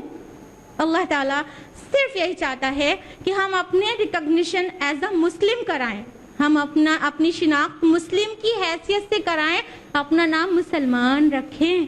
بارہا قرآن مجید میں یہ آیات ہیں کہ ہم مسلم کہلائیں, اپنے آپ کو مسلم کہیں. مثال کے طور پر سورہ بقرہ سورہ نمبر 2 آیت نمبر 136, سورہ آل عمران سورہ نمبر 3 آیت نمبر 64, سورہ آل عمران سورہ نمبر 3 آیت نمبر 67, سورہ آل عمران سورہ نمبر 3 آیت نمبر 84, سورہ الانبیاء سورہ نمبر 21 آیت نمبر 108, سورہ حج سورہ نمبر 22 آیت نمبر 78, سورہ قصص سورہ نمبر 28 آیت نمبر 53, سورہ عنکبوت سورہ نمبر 29 آیت نمبر 46 اور سورہ الزمر سورہ نمبر 39 آیت نمبر 12. کم از کم اتنے مقامات پر اللہ تعالیٰ کہتا ہے اپنے کو مسلمان کہو. کیا ہم اللہ کی یہ بات نہیں مانیں گے؟ کیا ہم اپنے رب کی یہ بات نہیں مانیں گے کہ وہ کہتا ہے متحد ہو جاؤ, اپنے کو مسلمان جیسا بتاؤ اور کوئی لیبل مت دو, کوئی ٹیگ مت لگاؤ اپنے اور دوسروں کے نام پر. ہم کیسے متحد ہوں گے جب ہم بار بار یہ کہیں گے کہ ہمارے پیر یہ کہتے ہیں, ہمارے فقیر یہ کہتے ہیں, ہمارا امام یہ کہتا ہے, ہمارے حضرت یہ کہتے ہیں. سب کے پیر فقیر امام حضرت الگ الگ, اختلاف ہوگا نا, ہم ڈس یونائٹ ہو جائیں گے نا, یونٹی ختم ہو جائے گی نا. لیکن اگر ہم کہیں ہمارا اللہ یہ کہتا ہے, اگر ہم کہیں کہ ہمارا رسول یہ کہتا ہے, تو ہم یونائٹ ہو جائیں گے نا. اللہ سبحانہ تعالیٰ نے کتنی زبردست تاکید کی ہم کو اس بات کے لیے. سورہ آل عمران سورہ نمبر 3 آیت نمبر 103 میں وَاعْتَصِمُوا بِحَبْلِ اللَّهِ جَمِيعًا وَلَا تَفَرَّقُوا، اللہ کی رسی کو سب مل کر مضبوطی سے تھام لو اور فرقے نہ بناؤ، فرقوں میں مت بٹو۔ کیا ہم اللہ کی یہ بات نہیں مانیں گے؟ کیا ہم اللہ کی رسی کے ساتھ نہیں چمٹیں گے؟ کیا ہم اسی طرح فرقوں میں ڈیوائیڈڈ رہیں گے؟ ارے عقائد کے اعتبار سے بھی ہم میں کچھ خاص ڈفرینسز نہیں ہیں، ہمارے بنیادی عقائد بھی ایک ہیں۔ عقیدہ طحاویہ جو کہ امام طحاوی رحمۃ اللہ علیہ کا ہے، اس کو جو لوگ اپنے آپ کو دیوبندی کہتے ہیں وہ بھی فالو کرتے ہیں، جو لوگ اپنے آپ کو بریلوی کہتے ہیں وہ بھی فالو کرتے ہیں، جو لوگ اپنے آپ کو اہل حدیث کہتے ہیں وہ بھی فالو کرتے ہیں۔ ماشاءاللہ، الحمدللہ، ہمارے بنیادی عقائد ایک ہیں۔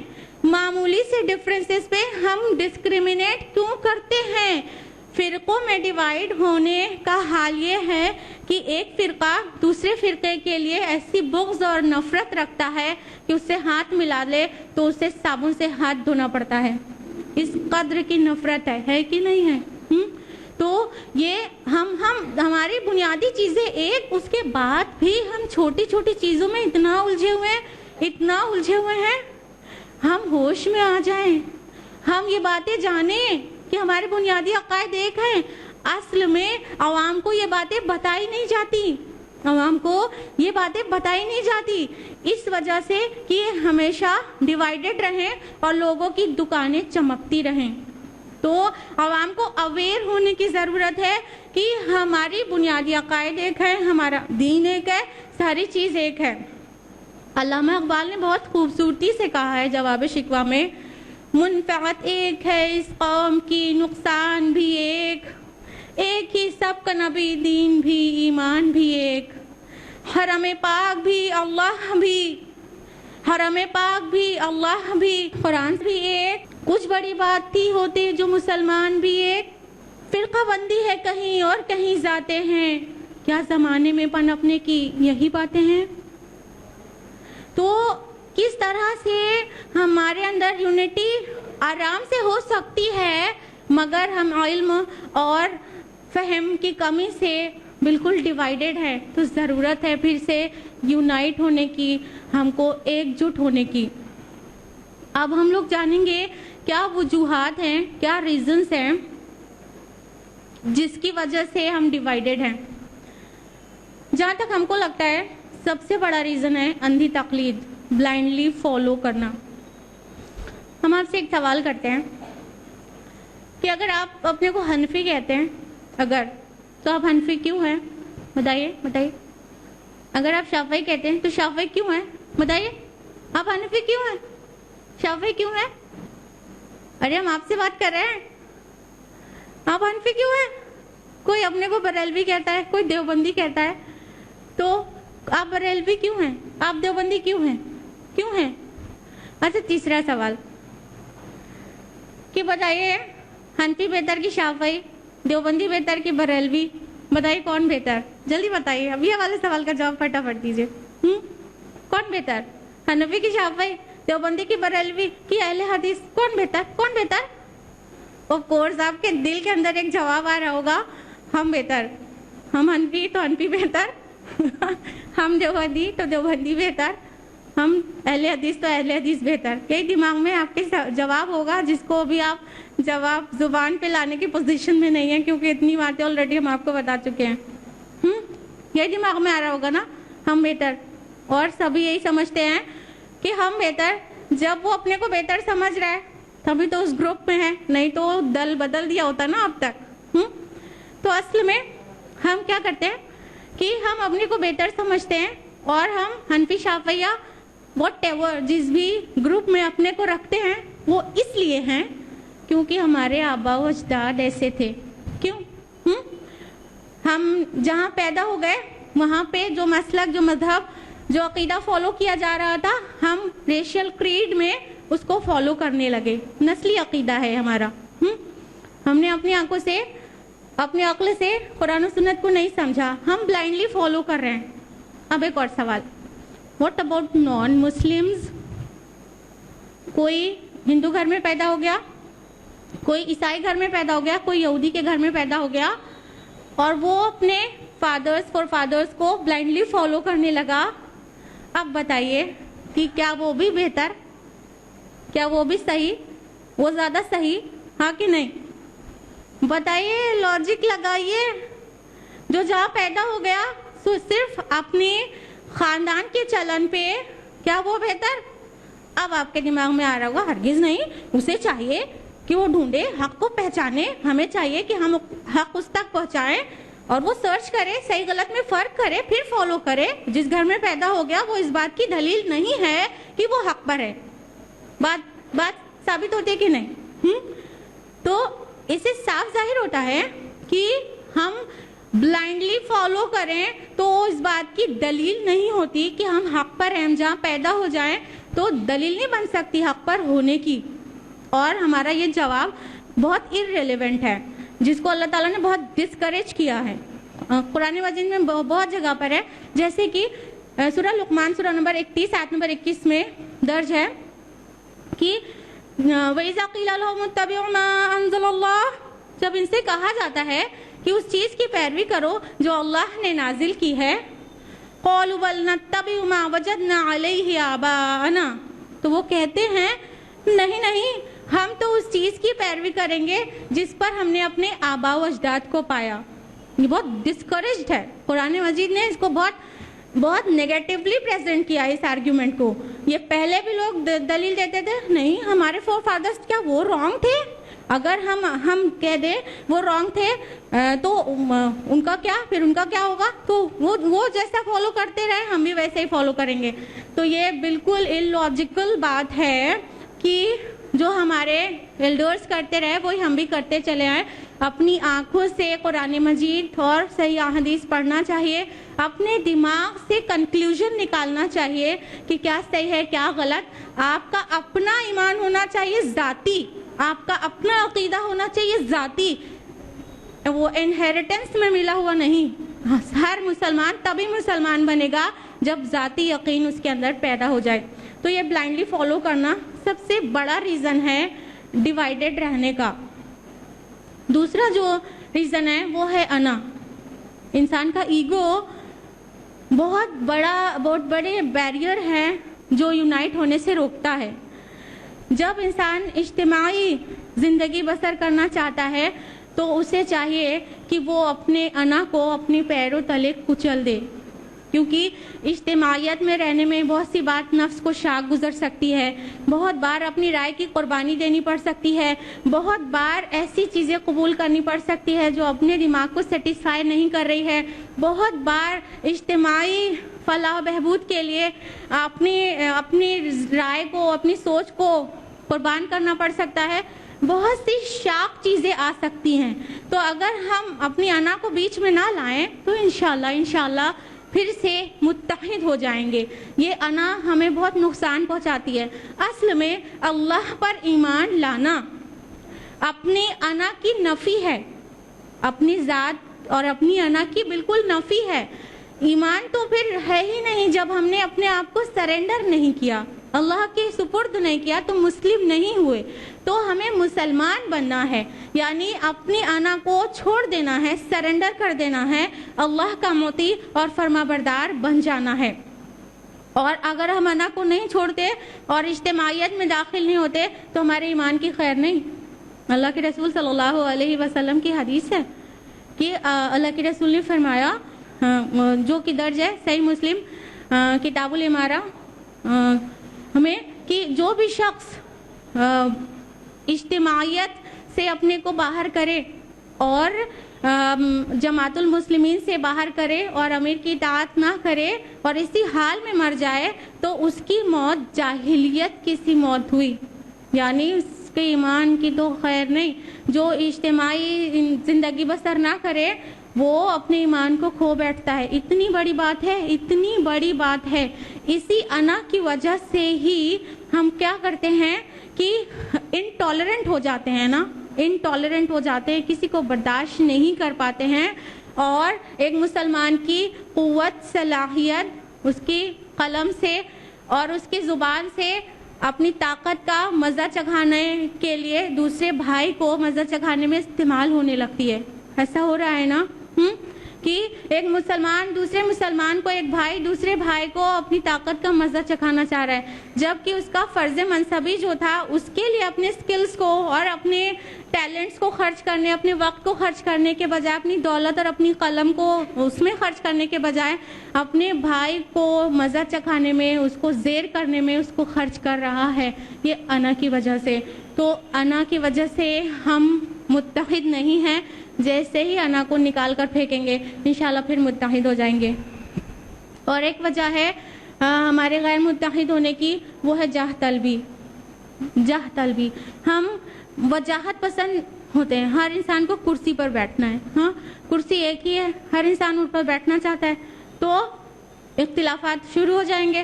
تو اگر خود کو کرسی پر بٹھانا مقصود ہو تو اختلافات اور تفرقہ پھیلے گا، لیکن اگر اسلام کو کرسی پر بیٹھانا مقصود ہو تو ہرگز ہم ڈیوائیڈڈ نہیں رہیں گے۔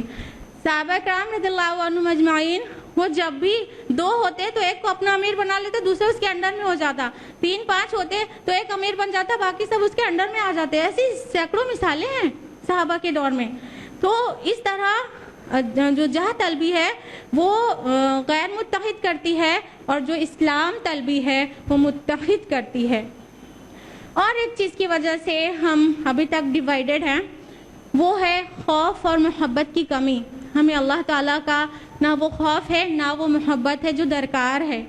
ہم قرآن سنتے ہیں، ہم حدیث سنتے ہیں، ہماری محبت کا یہ عالم نہیں ہے کہ ہم اللہ کے حکم کے آگے سرنڈر ہو جائیں، اس کی ناراضگی سے ڈریں، اور اس کی محبت میں اپنے اندر کی جو بھی انا پرستی ہے یا ذات برادری یا مسلکی اعتبار سے جو بھی ڈویژن ہے اس کو رب کے کہنے پر چھوڑ دیں، سرنڈر ہو جائیں اور اپنے آپ کو اللہ کے سپرد کر دیں۔ تو اللہ سے خوف اور محبت کی کمی ہے، جہنم کے خوف اور جنت کے شوق کی کمی ہے، جس کی وجہ سے ہم آج تک متحد نہیں ہو پا رہے ہیں۔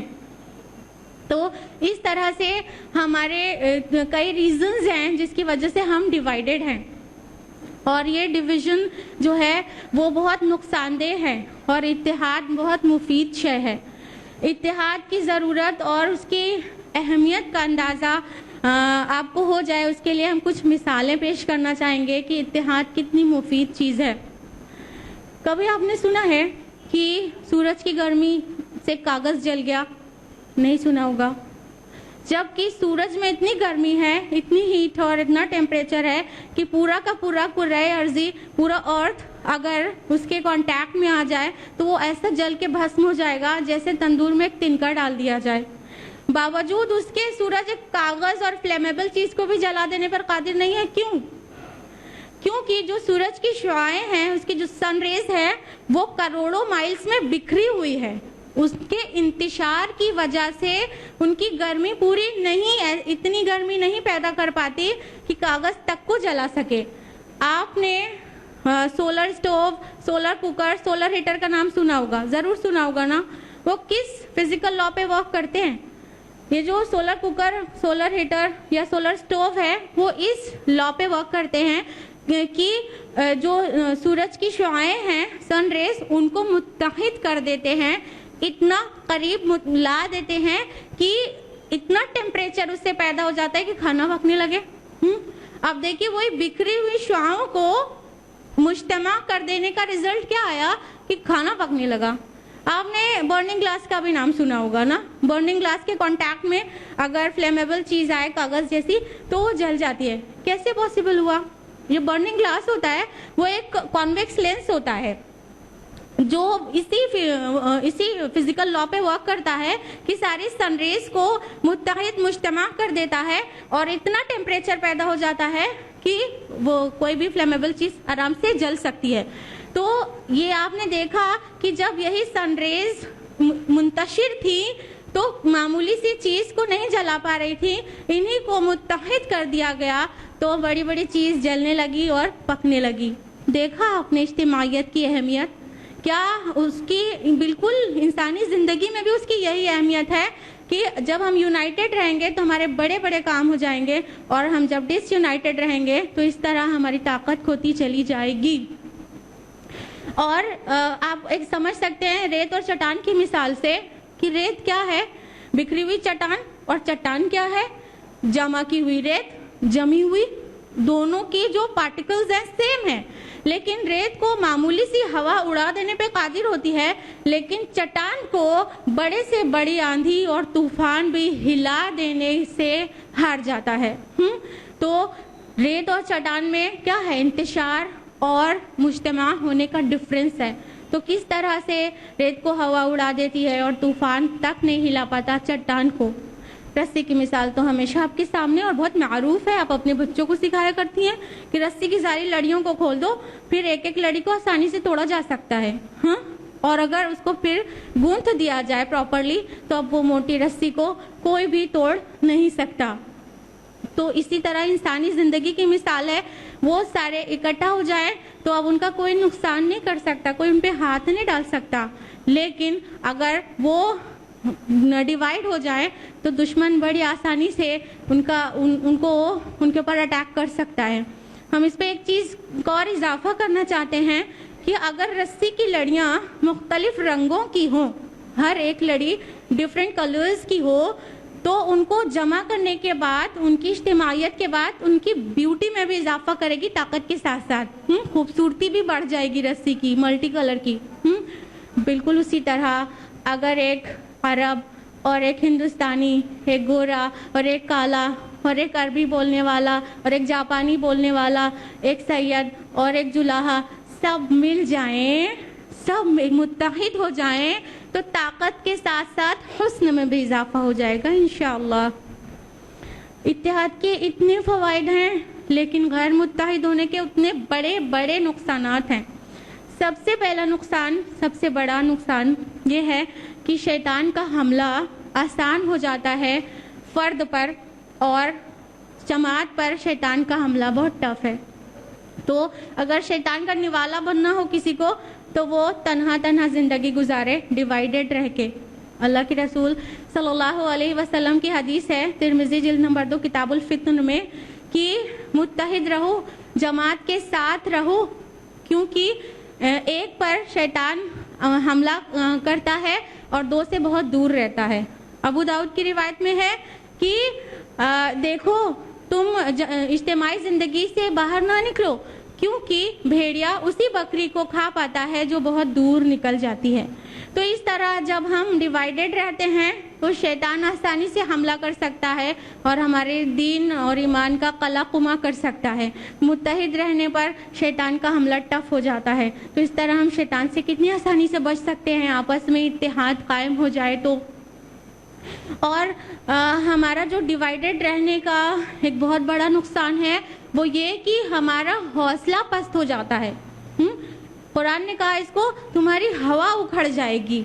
फरमाने बारी ताला है सूरह अनफाल सूरह नंबर 8 आयत नंबर 46 में कि ए लोगो तुम मुत्तहिद रहो, तुम जमात में रहो और हरगिज इख्तिलाफ ना करो, नहीं तो तुम्हारे अंदर कमजोरी आ जाएगी और तुम्हारी हवा उखड़ जाएगी।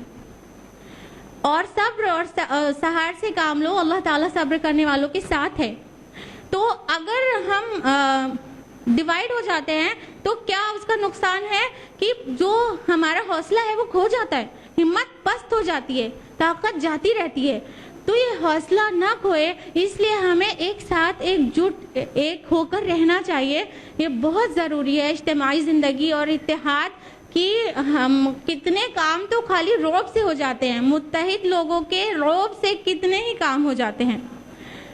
और गैर मुत्तहिद रहने की वजह से दुश्मन कवी हो जाता है और डिवाइडेड सोसाइटी वो कमज़ोर हो जाती है और दुश्मन बहुत कवी हो जाता है। उसकी बहुत सारी मिसालें हैं। एक इस्राएली लीडर है जो 1915 में पैदा हुआ, मोशे दायान। वो अपनी सेल्फ रिटन बायोग्राफी में लिखता है जो कि है जिसका नाम है the story of my life. वो कहता है कि गैर मुत्तहिद अरब जो हर छोटे बड़े मसले पर एक दूसरे से लड़ते रहते हैं, इसराइल के लिए कोई खतरा नहीं बन सकते। देखा ना, दुश्मन कवी हो गया और हम कमज़ोर पड़ गए। हज़रत अमीर मुआविया हज़रत अली की मिसाल से भी इसको समझाना चाहेंगे कि किस तरह से इख्तिलाफ के बाद, मुत्तहिद होने के बाद दुश्मन को मुँह की खानी पड़ी। आपको पता होगा کہ حضرت علی کے دور خلافت میں حضرت علی رضی اللہ عنہ اور حضرت امیر معاویہ میں اختلاف ہو گیا تھا اور کافی دن اختلاف چلا، اور اسی اختلاف کے دور میں رومن ایمپیرر نے، جو کہ قسطنطنیہ کا حکمران تھا، عیسائی تھا، اس نے سوچا یہ سب سے سوٹیبل وقت ہے حضرت علی کی خلافت کے علاقے میں حملہ کرنے کا، اور اس نے شمالی ایران کی طرف حملہ کرنے کی تیاری شروع کر دی۔ اگر حضرت امیر معاویہ ان کی مدد نہ کرتے تو حضرت علی کو وہ علاقہ بچانا مشکل ہو جاتا اور اسلامی خلافت سے ایک بہت بڑا حصہ کٹ کر عیسائی سلطنت میں چلا جاتا۔ لیکن جب حضرت امیر معاویہ کو یہ بات پتہ چلی، جبکہ وہ جو رومن ایمپیرر تھا وہ اتنا کانفیڈنٹ تھا، وہ سمجھ رہا تھا کہ حضرت امیر معاویہ حضرت علی کو زیر ہوتا ہوا دیکھ کر خوش ہوں گے اور ہرگز ان کی مدد نہیں کریں گے۔ لیکن حضرت امیر معاویہ کو جب اس بات کا پتہ چلا تو انہوں نے اس عیسائی حکمران کو خط لکھا، اور اس میں یہ الفاظ تھے: اے رومی کتے، اگر تو ہمارے آپسی اختلافات سے ملت اسلامیہ کا نقصان پہنچانا چاہتا ہے اور اسلامی خلافت پر حملہ کرنا چاہتا ہے تو تجھے معلوم ہونا چاہیے کہ علی کی قیادت میں جو لشکر تجھ سے لڑنے کے لیے نکلے گا اس میں معاویہ ایک ادنا سا سپاہی ہوگا۔ سبحان اللہ! یہ خط کا ملنا تھا کہ اس عیسائی حکمران نے بالکل بوکھلا گیا اور اس کی ہوا اکھڑ گئی اور اس نے اسلامی دنیا میں حملہ کرنے کا ارادہ ترک کر دیا۔ تو آپ نے دیکھا کہ کس طرح سے جو دشمن ہے وہ قوی ہو جاتا ہے ڈیوائیڈ ہونے پر، اور کس طرح سے دشمن کی ہوا اکھڑ جاتی ہے متحد ہونے پر، اور کوئی بھی ہاتھ نہیں ڈال سکتا۔ ایٹ پریزنٹ ہمارا یہی حال ہے نا کہ ہم کم از کم 2.25 ارب ہے تعداد میں، اور اب تو خبریں آ رہی ہیں کہ 2 ارب ہیں، 1.78 بلین یا 2 بلین ہم تعداد میں ہیں۔ باوجود اس کے پوری دنیا میں ذلت و خواری کا سامنا ہے اور کوئی بھی ہمارے پار نہیں ہے۔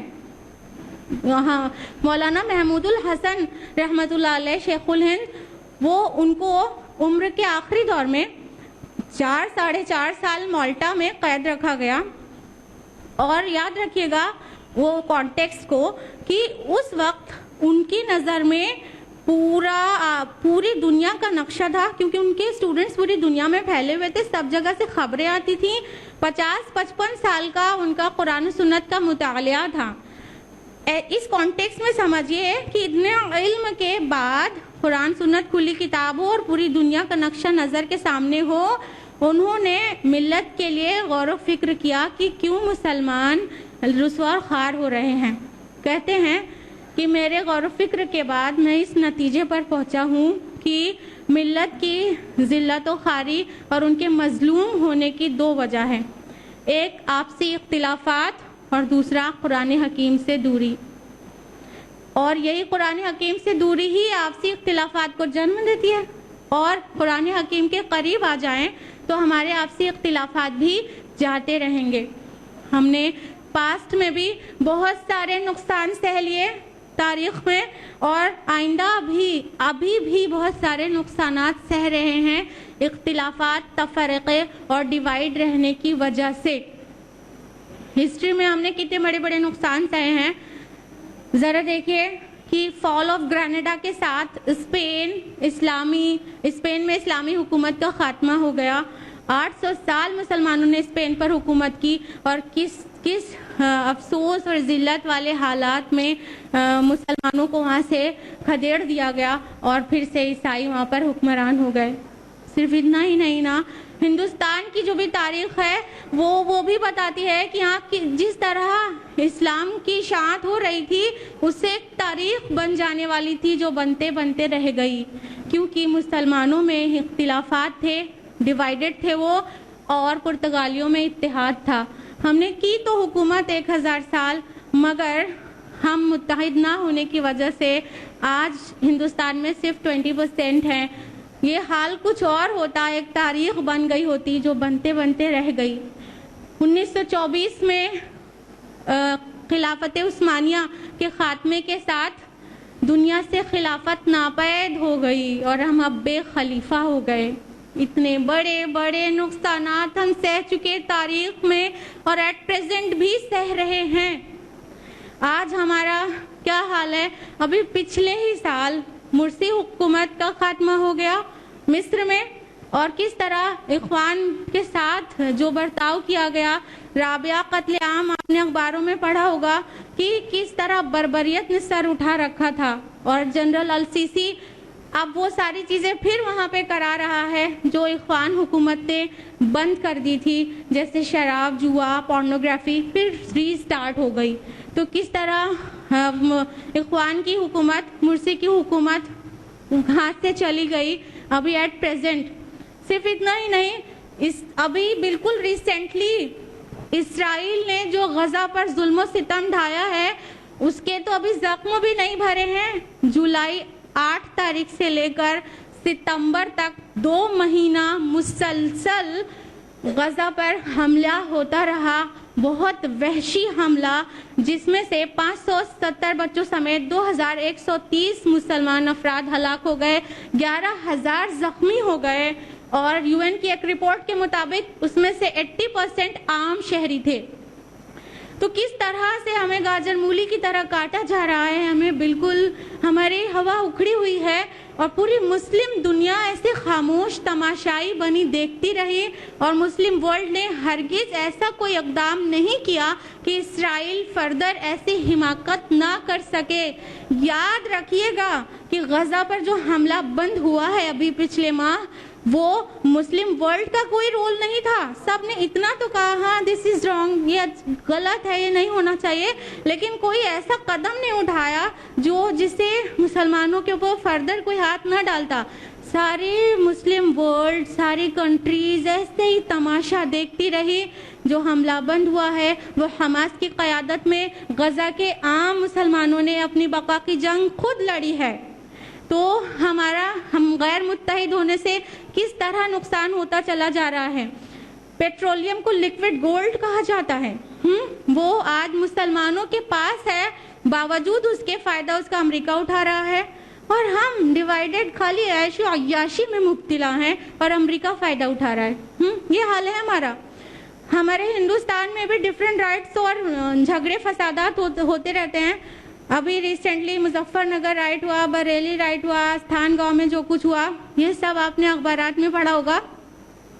یہ سارے دنگے فسادات میں کتنے مسلمان مارے گئے؟ ہاں، کتنے مسلمان؟ جب کوئی مسلمانوں کو مارتا ہے تو یہ نہیں پوچھتا کہ دیوبندی ہو کہ بریلوی ہو، تب تو صرف مسلمان مارا جاتا ہے.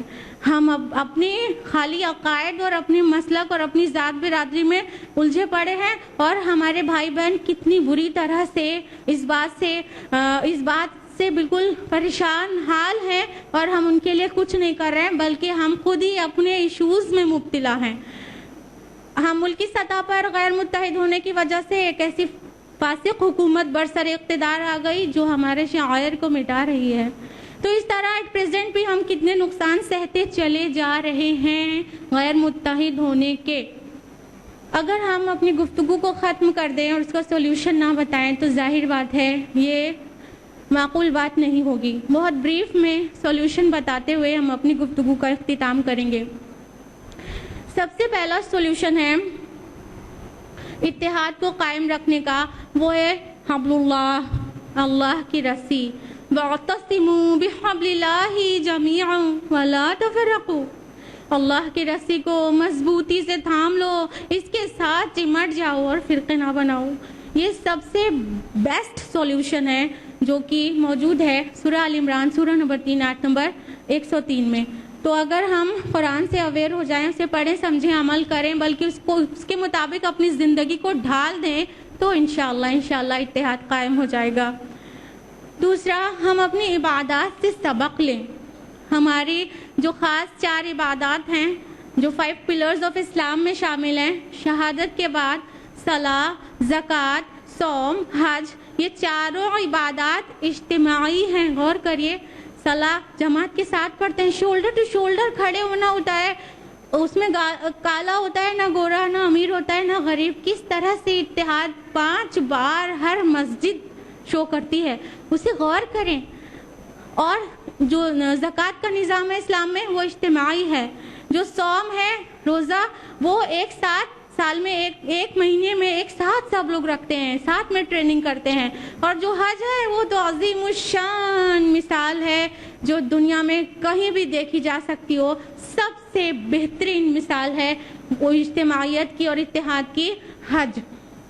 دنیا کے ہر خطے سے امیر غریب سب طرح کے لوگ, بادشاہ فقیر, سب لبیک اللہم لبیک کہتے ہوئے ایک دائرے کے گرد چکر لگاتے ہیں. سبحان اللہ, کیا سین رہتا ہے وہ, جہاں ملینز آف پیپل ہو اور اس قدر اتحاد ہو کہ دو بنا سلے ہوئے کپڑوں میں, جس میں پہچانا بھی نہیں جا سکتا ہو کون سا بادشاہ ہے کون سا فقیر, اس طرح سے اللہ کے آگے حاضر ہو کر کہتے ہیں لبیک ہے اللہ میں حاضر ہوں. تو اتحاد کی عظیم الشان مثالیں ہیں. یہ ساری عبادتیں ہم کرتے ہیں لیکن اس کی روح سے ناواقف ہیں. ان کی روح سے واقف ہوں اور ان کی اس سے جو تربیت ملتی ہے اس کو حاصل کریں, پھر انشاءاللہ اتحاد قائم ہو جائے گا انشاءاللہ. اور موت کو یاد کرتے رہیں, کیونکہ موت جو ہے اللہ کے رسول نے فرمایا کہ وہ مزوں کو زائل کر دینے والی ہے. تو موت کو یاد کرتے رہیں. تو جو اپنے بھائی یا بہن دوسرے کو نیچا دکھانے اور اس کو کسی گڑھے میں اتارنے کی تیاری جو کرتے رہتے ہیں نا, اب موت کو یاد کریں گے نا تو اس قبر کے گڑھے میں اترنے کے لیے خود تیاری کریں گے اور نیگیٹو تیاری ہماری بند ہو جائے گی, تو جو ڈیوائیڈ ہونے کے لیے ہوتی ہے. تو موت کی یاد بھی ایک سولوشن ہے. اور ایک پریکٹیکل سولوشن بتائیں گے لاسٹ آپ کو, وہ یہ کہ کم از کم 25 سال کی خاموش محنت درکار ہے. نئے سرے سے بچوں سے شروع کیا جائے. ایسے تعلیمی ادارے قائم ہو جہاں پر اسلام سکھایا جاتا ہو, جہاں پر قرآن کی تعلیم دی جاتی ہو, جہاں پر سنت رسول صلی اللہ علیہ وسلم کی تعلیم دی جاتی ہو, مسلک اور مذہب اور فرقہ بندی کی تعلیم نہ دی جاتی ہو. اس بچے کے اندر, اس مسلمان کے اندر یہ جو اتحاد اس طرح سے جڑ پکڑے کہ وہ دنیا کے کسی بھی کونے میں رہ رہے مسلمان بھائی سے اسی طرح محبت کرے جس طرح اپنے گھر کے اندر رہ رہے بھائی سے کرتا ہے. تو اس طرح کی تربیت دینے کی ضرورت ہے امت کے ینگ ونس کو. تو ان سے شروع کیا جائے اور صرف قرآن و سنت کی روشنی میں انہیں پالا جائے اور نبوت کا جو مقصد تھا اسے سمجھایا جائے. مگر افسوس ہوتا ہے اس بات کا, بہت ہی افسوس کے ساتھ کہنا پڑ رہا ہے کہ اگر ایسے تعلیمی ادارے وجود میں آتے ہیں تو دوسری طرف دوسرے ایسے تعلیمی ادارے کھل جاتے ہیں, کھڑے ہو جاتے ہیں جو اپنے مسلک اور اپنی عقیدے کی بقا کے لیے کھلے ہوتے ہیں, جس سے عوام کنفیوز ہو کے رہ جاتی ہے. لیکن عوام ایسا نہیں ہے کہ اب اس کے پاس کوئی سولوشن نہیں ہے. عوام اویئر رہے گی تو پہچان سکے گی نا کہ کون اسلام سکھا رہا ہے اور کون فرقہ بندی کے لیے کھڑا ہوا ہے. جب وہ اویئر رہے گی قرآن و سنت سے تو ڈیفرنس اچھی طرح سے پہچان سکے گی. ہمارا حال تو یہ ہے ڈر کے مارے کہ ہم کتنے لوگ بہکانے والے ایسے ہوتے ہیں, ارے فلاں جگہ مت بھیجنا, وہ فلاں ٹائپ کے ہیں, ایک لیبل دے دیا, لیبل وہ فلاں ہیں ان کے ہاں مت بھیجنا. تو اب ڈر کے مارے ہم قرآن و سنت سکھانے والے اداروں میں بھیجنے کے بجائے اپنے بچوں کو عیسائیت سکھانے کے لیے, ہندوازم سکھانے کے لیے, شرک سکھانے کے لیے ایسی جگہوں پر بھیج دیتے ہیں, مگر اپنے مزاج کے خلاف والے ادارے میں نہیں بھیج سکتے. اتنی بری طرح برین واش کیا جاتا ہے ہمارا. تو ہم اویئر رہیں گے تو انشاءاللہ یہ جو اندرونی شیطان ہے, باہری شیطان ہے, انسانی شکل میں شیطان ہے, وہ کوئی کچھ نہیں بگاڑ سکے گا. تو اویئر رہیں اور بچوں سے شروع کریں اور نبوت کا مزاج انہیں سمجھاتے ہوئے ان کی تعلیم و تربیت کی جائے گھر سے لے کے اسکول تک. تو انشاءاللہ 25 سال کے بعد کے حالات کچھ اور ہوں گے اگرچہ بات ہمیں سمجھ میں آ گئی ہو. اس امید کے ساتھ کہ کسی بھی طرح کا ڈسکریمنیشن اگر ہماری بہنوں اور ہماری معزز بزرگوں کے اندر ہوگا تو وہ اب ختم ہو گیا ہوگا اور اپنی اپنی کرسی اس طرح سے چھوڑیں گے کہ بس بہن کی بہن رہ جائے اور کچھ نہ رہ جائے. اور ملت اسلامیوں کو یونائٹ کرنے میں آپ ہماری مدد کریں گے. اس امید کے ساتھ اپنی گفتگو کو ختم کرتے ہیں. میرا کام تھا پہنچا دینا, ہم نے پہنچا دیا. اب باقی کام آپ کا شروع ہو جاتا ہے. ایک وارننگ کے ساتھ جو کہ قرآن حکیم میں ہے اپنی گفتگو کا اختتام کریں گے. فرمان باری تعالیٰ ہے سورہ آل عمران سورہ نمبر 3 آیت نمبر 105 وَلَا تَكُونُوا كَالَّذِينَ تَفَرَّقُوا وَاخْتَلَفُوا تم ان لوگوں کی طرح نہ ہو جانا جنہوں نے اختلاف کیا اور فرقہ بندی کیا من بعد ما جاءہم البینات اس کے بعد کہ ان کے پاس واضح نشانیاں آ چکی تھیں وَأُولَئِكَ لَهُمْ عَذَابٌ عَظِيمٌ اور ان کو دردناک عذاب ہے اللہم لا تجعلنا معہم آمین وآخر دعوانا الحمدللہ رب العالمین